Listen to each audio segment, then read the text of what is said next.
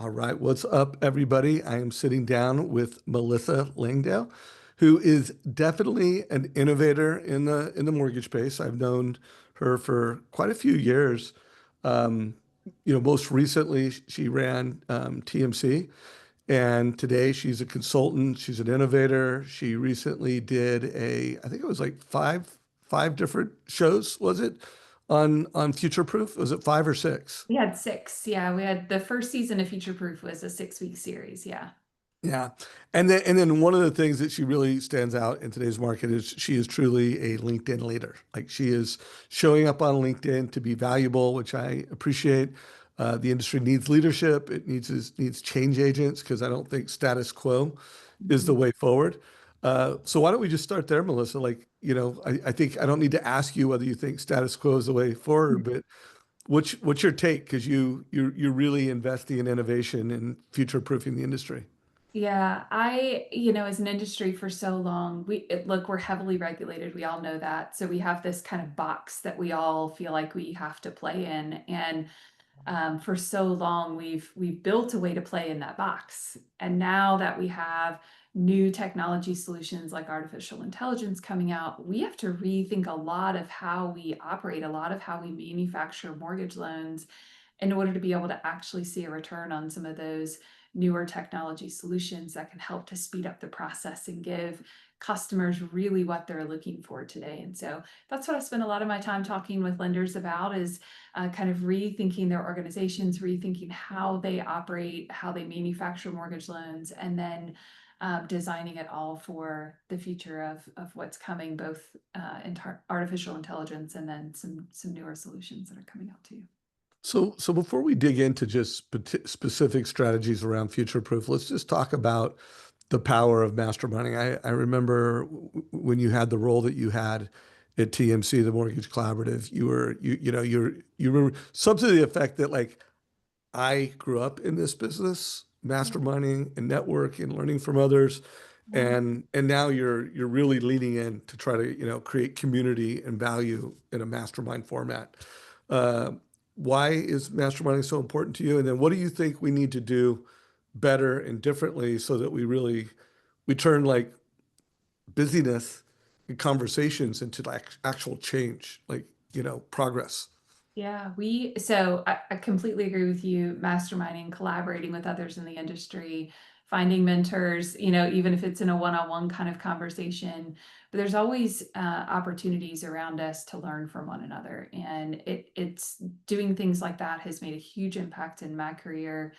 The companies that I've been able to be a part of and to build in the past, I would not have been able to do that if it wasn't for the people that have come along beside me and helped me to learn and grow, and also allowed me to share my crazy new ideas and at the same time. And so I think we are better when we come together. And so, you know, the future proof series that you started to talk about was an opportunity for us to just recognize as an industry, look, there's so much change happening, and we're all kind of learning as we go through this process together, and the more conversations we can have around it, the better we can all be as a result of it. So that's what excites me about all of this, and what I think is so valuable about masterminding and collaborating with others in the industry too.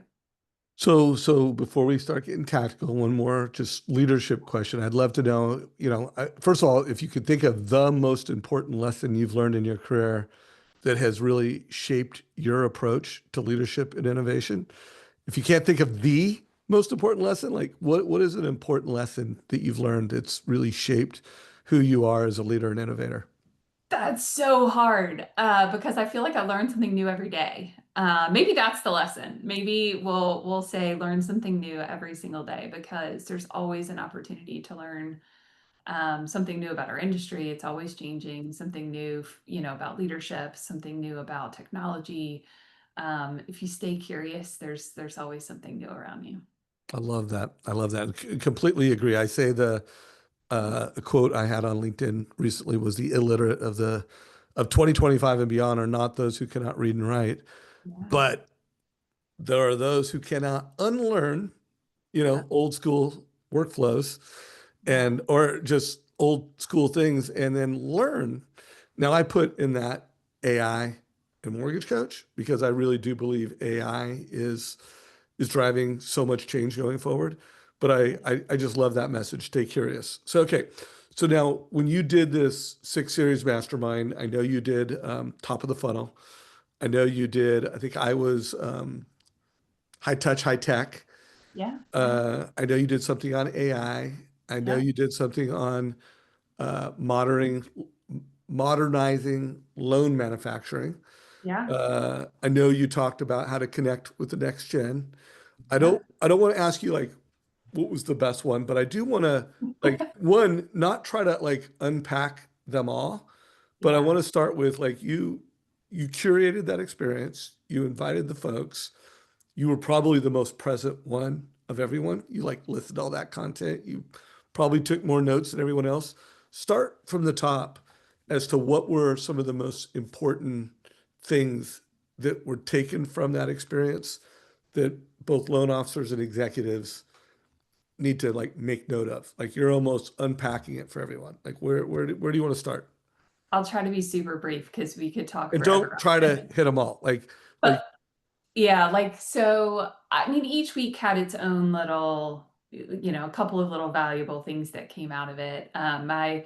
You know, the one that got probably I don't know, our kickoff was probably our strongest, I think, of all of them, but it also is my personal favorite because I talk about mortgage manufacturing all day. And so it's complete bias in that. But we talked a lot about kind of transitioning as an industry from, the like Henry Ford moving assembly line type manufacturing process that really he brought to automobiles in 1913. Into more lean and agile principles and task-based workflows. And so that was a great conversation to just get us all kind of thinking bigger and broader around or shifting our mind around how we manufacture mortgage loans so we can take advantage of some of the newer technology solutions because these new technology solutions don't solve for a role. They're solving for tasks. And until you start to kind of rethink things, you're really not going to see an ROI on some of those solutions. So that one was fun. Yours Ti- obviously, Time out. I don't want to just skip past that because I like what if I'm listening to this and I'm a mortgage executive or a loan officer, what is the one thing I need to either think differently about, I need to stop doing, I need to start doing? Like what was the takeaway from it? you have to start looking at task-based workflows. There's Describe so that in more detail. I think I know yeah. what you mean, but I want to hear a little more meat on the bones there. Yeah, so today, when we manufacture a loan in a very linear process, think about the handoff between the loan officer and the processor and the underwriter, right? We have these kind of natural circles that happen in that space because every time we hand off that loan, that person that gets it has to catch up on all the things the person did before them, right? Um, and the same thing for the next person that takes over that loan. So we've built these kind of this process over time that really just facilitates the paper moving of a loan file. And unfortunately, like I said earlier, that just doesn't work anymore.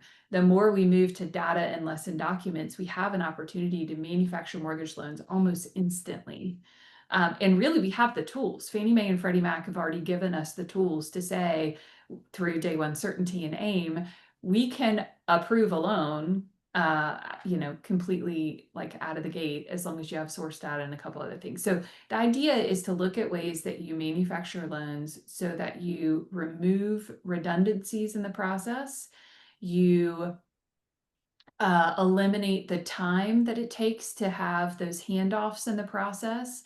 You allow for people to serve the various parts of the loan and putting it together at the areas that those tasks need to happen. For example, if a customer gives a loan officer upfront tax returns, W-2s, pay stubs, right?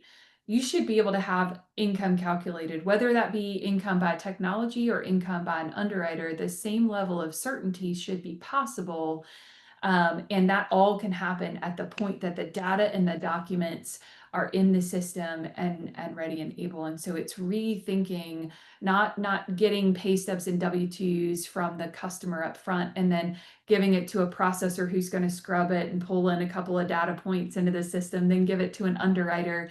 And you've got 2 weeks that lags between when that document and data was really available and when the decision is made. So actually in your week, we talked a lot about that speed to certainty, if you remember. Hmm. So that is when you build task-based workflows, you start to kind of rethink how the process of mortgage manufacturing is done so that you can get that speed to certainty. And it really is just it's understanding that the loan in and of itself has very specific tasks that have to be completed. Fannie Mae and Freddie Mac require us to do X, right, in the process. But that X doesn't have to be done at any specific point in time. We've built those points in time based on what our industry's used to having to kind of pass paper back and forth. And so this gives us an opportunity to kind of take our heads up a little bit and say, what are the tasks that have to be completed? Who can we align those tasks with, or where can we leverage technology to remove those tasks? And then how do we speed up the process as a result, and how do we lower our cost of origination as a result as well? So if I was just to pick one word to describe what I just heard, I would have two words because it's going to be versus. Okay. It's we've been linear Yes. and now it's non-linear. And so Yep. we need to look at the whole loan manufacturing in a non-linear way, Yep. in a new way. So by the way, did I get that right?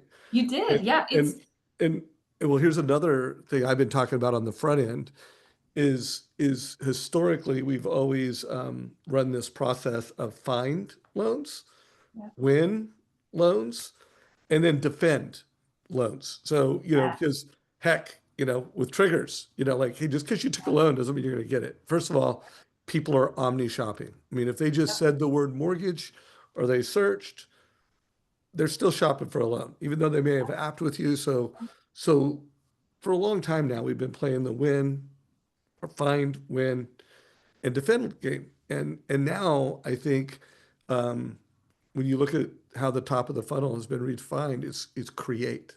You can create Mhm. loans. Like you Yeah. need to even, there's a lot of talk speed to thought or speed to click.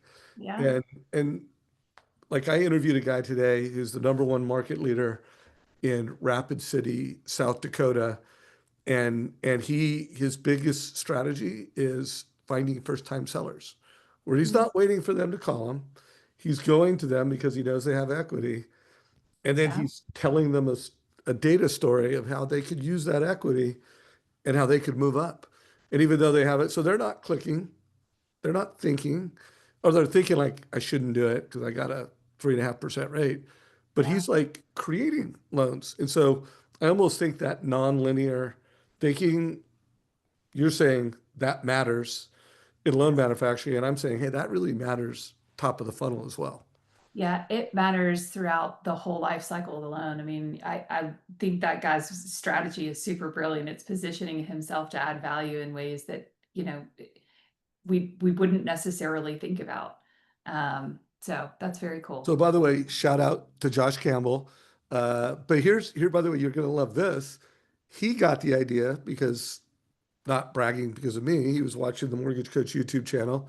He heard a guy by the name of Jeremy Forcier, Yeah. uh, who was doing this first time seller strategy. He's like, oh, I could do that in Rapid City. So again, we got this, Yeah. great idea spread, and that's cool. So Power what's that? mastermind. What's next? What's the next big Uh, idea that we need to your talk about? your week was high touch, high tech.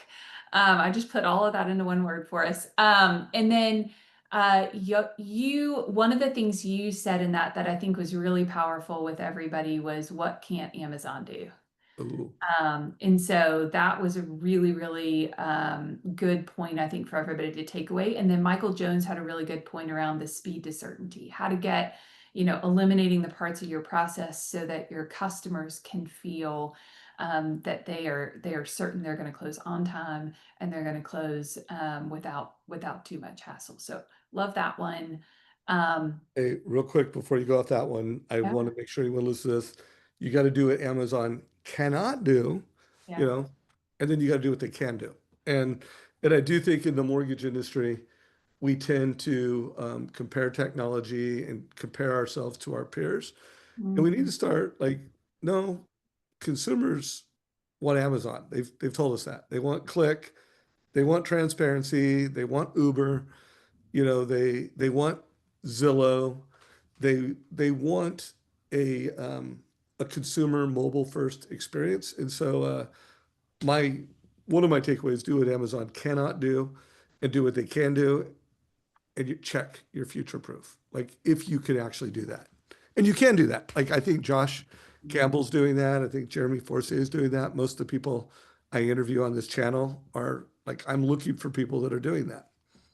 People don't understand in a day where, like you said, Amazon allows for them to click on something, they can have it delivered to their house in 2 hours. Or They or don't like 4:30 in the understand. morning. I all the Yep, time that's like, right. oh, They between don't 4 and 8 tomorrow morning. they don't Great, understand why check. it takes 30 days to get through the mortgage process. They understand why it takes 30 days to buy a house. Like that part is very clear to them. They need to do their due diligence, they need inspections, they need, I mean, that is understandable why it takes so long, but why we can't get to the point where we're giving everybody instant approvals is just lost on everybody right now. And so we as an Well, industry, you're gonna fix that, right? Like you're a I'm consultant. trying. Yes. Yeah, you're so by the way, if you are looking to just someone who's very curious, that's looking for the best ways to do that, check out Melissa on LinkedIn, and we'll put a link down below to follow up with her. But I know you're obsessed with that. So I am. I could nerd out on that all day long. yeah, cool. Yeah. So what else? Uh, Let's do a couple more like big takeaways. yeah, so we spent a lot of time on AI. We talked a little bit about agentic AI, which I'm going to dig into in season 2, which is actually next week's Future Proof, is all around agentic AI and the possibilities around that for our industry. We did a week on the future of mortgage regulation. Well, before we go off that, you had a good friend of mine, co-founder of Sales Boomerang, on there talking about AI. So what were some of the takeaways and big ideas that came out of that? Yeah, we did. We had Shashank Shaker and Mark Cunningham that were on with Shout me. out to Mark Cunningham. Yep. And Nothing so against you, Shashank. I know you're a baller and a badass, but Mark is he's on our board of directors here at Trust Engine, and I know he's doing some pretty special things. So what both, were the big takeaways and things that people need to know about? both Shashank and Mark approach artificial intelligence in different ways, right? Trained, which is Mark's kind of product that they're building right now. His company that he's building is all around workflow automation and leveraging artificial intelligence to help operational efficiencies, create operational efficiencies for companies. Shashank is actually looking at it now. He's got some operational solutions, please don't get me wrong, but he's actually looking at building AI solutions for his sales team. So he's looking at coaching opportunities and things like that, marketing opportunities for artificial intelligence. And so the conversation was a really cool mix of where are the right places to lean into AI? And then how do you control risk around some of it, especially as we lean in heavier and heavier into operational efficiencies and allowing for artificial intelligence to start making decisions for us? We're really going to have to rethink how we control risk around those decisions. And so we spent a little bit of time. I think I made a suggestion that everybody kind of consider artificial intelligence like a new teammate, right? And so it gives us an opportunity to kind of think about AI in that sense. Like you would not, for example, bring on a brand new underwriter without kind of testing their ability to make decisions. And so I actually think we're going to have to go through a very similar process to bringing on new artificial intelligence solutions. As we get to the point where AI can really start to make decisions for our organization, we're going to have to be able to QC and test its decision making. So Yeah, no, lots of no, conversations around that. yeah. We recently rolled out AI in MortgageCoach so that from a borrower's perspective, they can now interact with an AI bot in our MortgageCoach, homeownership strategy. And then also on the loan officer side, they can interact with the AI. And so I do think I think both matter. I think powering the work experience with AI and then powering the customer experience with AI is I mean, well, it's clearly the future. I guess I want everybody to know, like it's here today. I mean, Yes. there are, a number of most of our customers now are AI enabled, and gosh, I mean, it is so important that you are investing in that.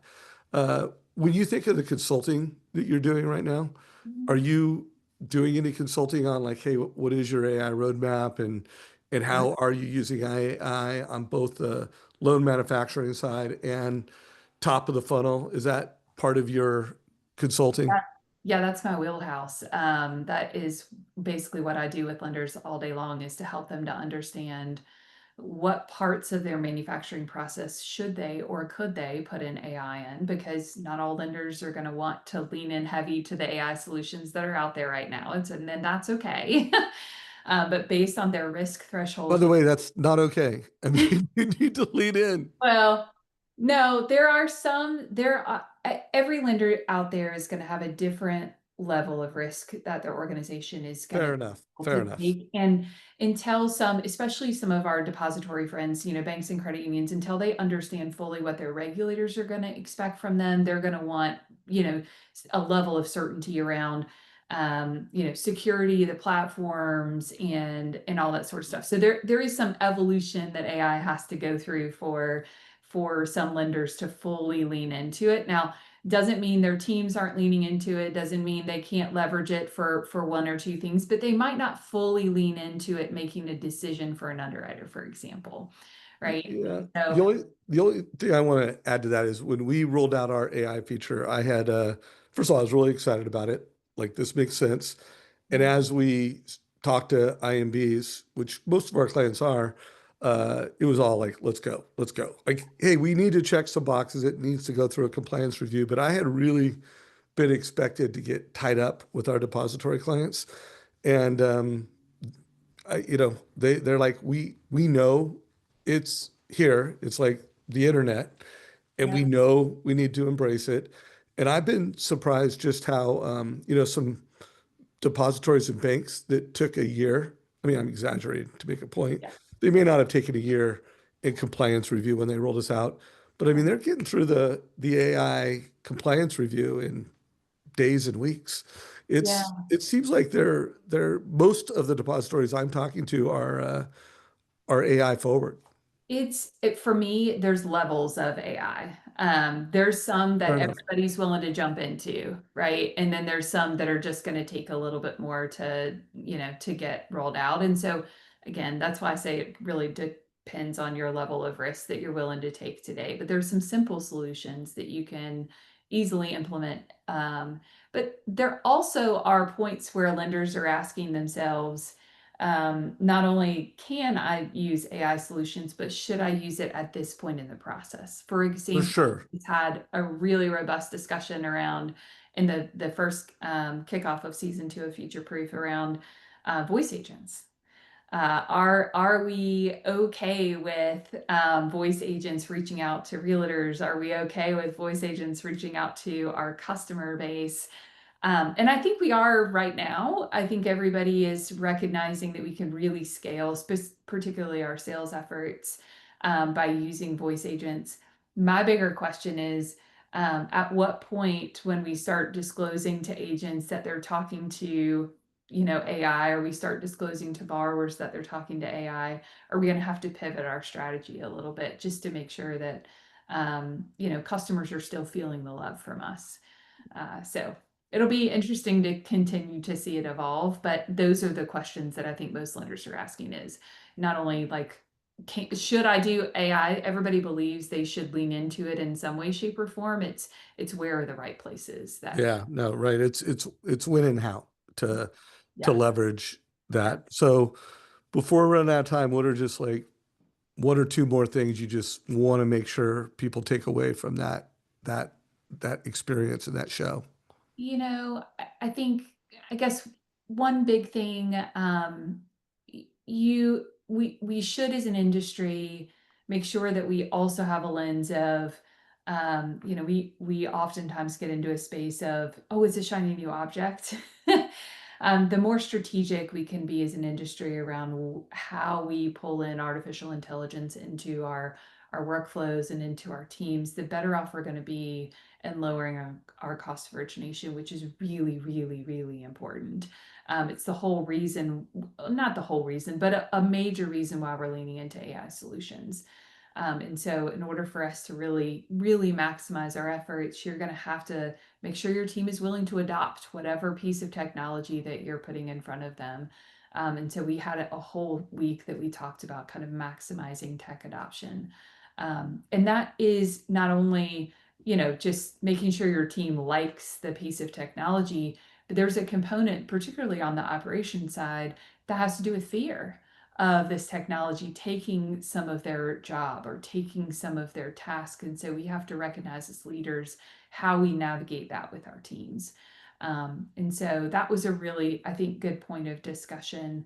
And then we finished off the entire series with a week on preparing your companies for the future of the next generation of home buyer and the next generation of mortgage professional, which I'd highly recommend everybody taking a look at. And I know, Dave, you're a huge Kristen Messerly fan and everything that she's building at First Home IQ. She did such an incredible job of sharing some real good data around, first-time home buyers today and the challenges that are holding them back. And so anybody that wants to take a look at that, I'd highly suggest listening to all of her data that's being shared. But Jake Vermillion also shared some really strong points about the activities that loan officers that are being successful today are having. And it's this similar activities to what loan officers have always been really, really good at, and that's building relationships and being out in their community and driving value to referral partners that way. So those are my last couple of really big takeaways.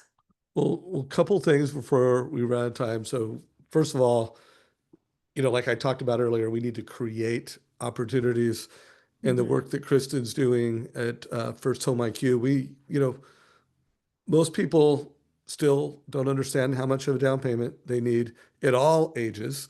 They don't understand that, like, there's a lot of families that they have the equity and they have the means to help their kids get into homeownership, but they don't know about house hacking. They don't know about buying duplexes and triplexes. They don't know creative ways to help. So I think the industry, like the race for homeownership starts at 18, because that's when credit card companies are going to target you. Point. That's when a lot of Americans go backwards on their journey to homeownership because they Yeah. don't understand how their credit score works. And so, as an industry, we need to create first-time home buyers, and then, so lean into that community. Let's close out real quick on loan officer adoption, because Yeah. well, that's you know my whole career. When I started the YouTube channel, Mortgage Coach YouTube channel, it was, hey, I'm going to interview people that have adopted our technology and they're adopting technology and shine a light on them.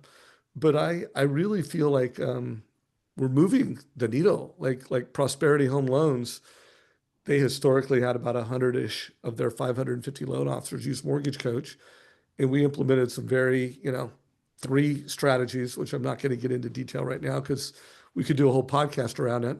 But we went from 20% of their loan officers doing a certain work experience that delivered a certain customer experience that improved profitability to 70% of their loan officers using Mortgage Coach in 3 months. So I do know that with the right leadership and the right playbook, you can move the needle on adoption. What are your thoughts on that? And did you get any takeaways or anything you want to share on LO adoption of tech? Yeah, I completely agree with you. I think a lot of this has to do with leadership and bringing your team along with you in the decisions that you're making as an organization, helping them to understand why this piece of technology is the right piece or the piece that you're deciding to move forward in. and then getting their input on the challenges that they're having so that you are very intentional about solving the things that are causing the biggest challenges for your team to think. If you do both of those things, you're going to be, able to kind of maximize your tech adoption with everybody. But those are some kind of key things that I work on with companies, is bringing their team along, in the decision making process and making sure that you're solving for the things that are causing them the most pain.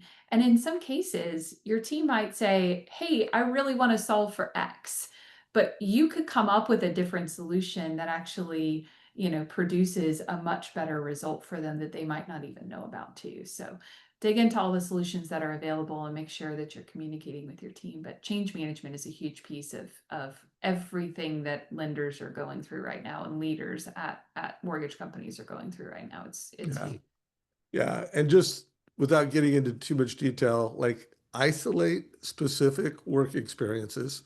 Like in Mhm. this case, it was the Encompass integration with MortgageCoach. And let's have a 5-minute video on how to do that one work experience, and then measure the results, and then put like a monthly quarter, for a quarter, put a focus around one work experience with measurements, and make sure that work experience is truly like the highest value way for the employees. Like if you could show people, hey, you know what?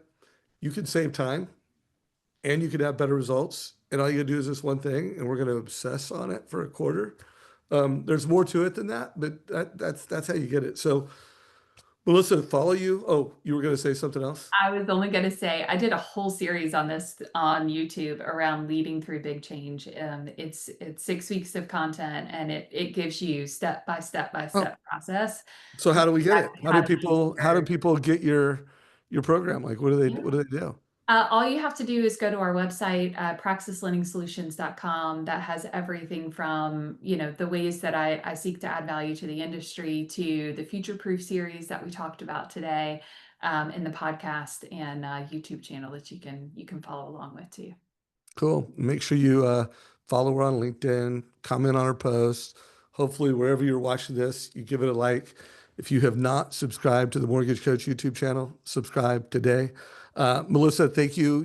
I always, when I see you, you brought First Home IQ into the Mortgage Collaborative. Thank you for all that you do for our industry, and I know you're making a lot of change in a lot of great ways. So I appreciate you. Thank you so much. Thanks for having me today. It's a good conversation, and always great to see you. All right, take care, everybody. This is a wrap.